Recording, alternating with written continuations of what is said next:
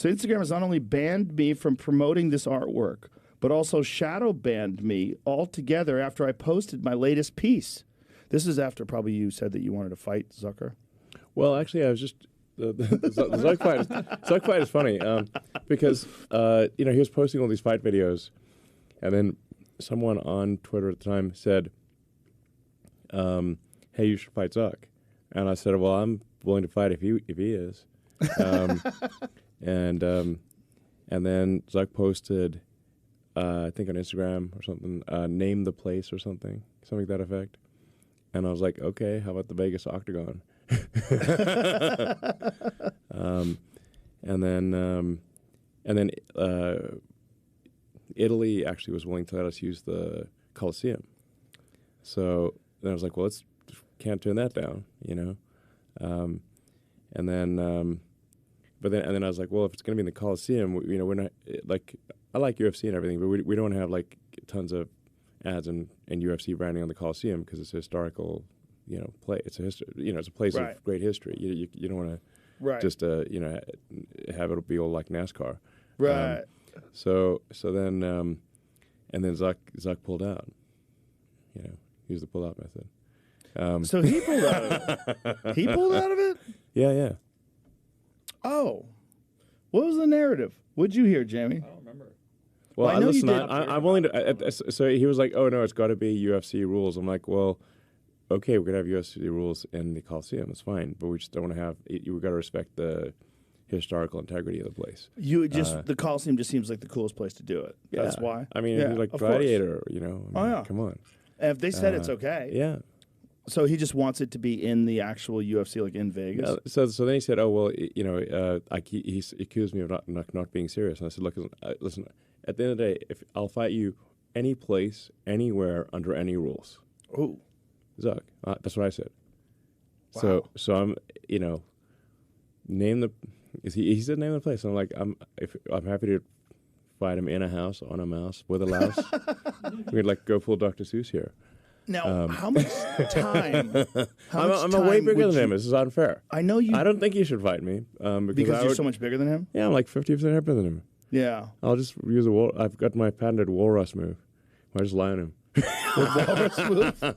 Well, like Walrus doesn't need martial arts training. Right. Because it's really big. You don't want to go wrestling a walrus. Right. Because it's going to roll on you. Have you ever rolled with someone who's much smaller than you that does jiu-jitsu? Yes. Lex. Yeah. Yeah. No, I did 10 years of martial arts. How much have you trained personally? I did for a decade of it. Well, you did a lot of karate, right? I did judo, kai, kushinkai, karate. Yeah. I did some jiu-jitsu, taekwondo, street fighting, which was involuntary. I'm I think I'd be decent. I did martial arts competitions when I was a teenager. Really interesting. So look at you, George St. Pierre, Elon, John Danaher, the great master, and Lex Friedman. But like Lex is, I think he's got like 20% heavier than Zuck. So, and I'm way bigger than Lex. Yeah. That's why they have weight categories. Oh yeah. Yeah. Did you get a chance to talk to Danaher at all? The guy on the left. Yeah, that guy's fascinating. No. Do you know his history? No, he's from New Zealand or something. He was a professor of philosophy at Columbia. Okay. And fell in love with jiu-jitsu. Okay. I mean, fell in love with it to the point where he was sleeping on the mats and teaching all day long. He's an obsessive. He is a real Kaizen disciple. And he seems zen. Oh, man. He's one of the most unique characters I've ever met in my life. Yeah. One of the most brilliant men I've ever met. And he's completely dedicated to jiu-jitsu. And he has raised through this, particularly this one disciple, Gordon Ryan, who also lives here in Austin. He's the greatest jiu-jitsu competitor of all time. Yeah. There's no question. And he's only 28. Okay. He might even be 27, or maybe he's 28 now. But, I mean, he is universally regarded as the greatest of all time. And he is John's greatest student. Okay. And the two of them together, because Gordon has insane work ethic. They work 365 days a year. They do not take any days off. They train every day. That's Gordon to the right of John with the crazy beard. He doesn't really have that hair. He bleaches it. But the two of them together are literally an unstoppable combination. That guy looks ripped. He's pretty ripped. Yeah, he's a combination of gigantic, brilliant, and insanely dedicated with the most incredible instructor that's ever existed. I I mean, John Danaher is universally regarded as the greatest jiu-jitsu instructor alive.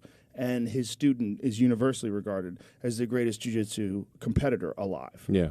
And it is because John is like a complete, like a guy out of a superhero book. Like you're not going to find another one of those. A guy with a genius level IQ who's you talk to him, he's fascinating. And he is obsessed with combat sports, warfare, like strategy. Yeah. Brilliant guy. Yeah.